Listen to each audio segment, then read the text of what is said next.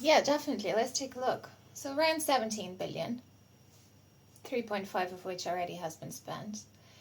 And of course, the countries who house the highest number of refugees get the greatest share of this. So EU are receiving a shitload of money to house Ukrainians and to look after them.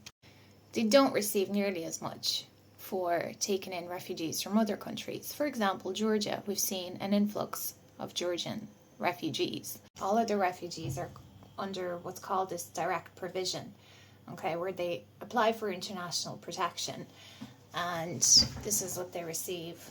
They receive, for folks like, they receive 38 per adult, 29 per child. They receive meals, they receive somewhere to live, and they receive a medical card.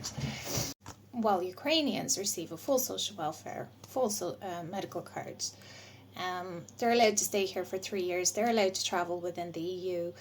And those that house them at the moment can receive up to €800. Now, who are these people that are going to house them and receive €800? It's those that have money, those that have their own home, those that have hotels, hostels and property. You don't receive £800 for housing any Irish person who's homeless. So while the rich are getting richer, the poor are getting poorer. Basically, there's a lot of money being received here, a lot of money being spent. Whose money is it? It's our money. It's the taxpayers' money. No matter what funding they can hide behind, it's taxpayers' money at the end of the day that is being spent on this. As a taxpayer, I personally would love it to be spent on the people of Ireland and to better the housing situation here in Ireland for the people of Ireland. But of course, all I see is everyone else gets taken care of but the Irish. Our kids are leaving to live in other countries because they can't afford to live here. I personally have a family member that's currently considering it, which is heartbreaking. The Russian-Ukraine crisis is being used as an excuse.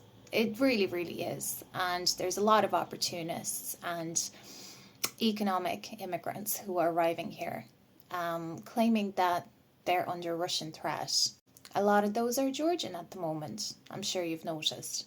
One of the reasons for the surge in asylum applications for Georgian nationals can be due to security and safety concerns following the Russo-Georgian War that happened in 2008. Sure, yeah. Georgians, just like Ukrainians, have forever wanted to get into EU. There were many applications even before the crisis. The sickening thing is that a friend of mine talked to a Georgian recently, and they asked him, did you know that Ireland has a housing crisis at the moment before coming here? And he said, yes, I was fully aware, but I'm not the one who's going to have a housing crisis.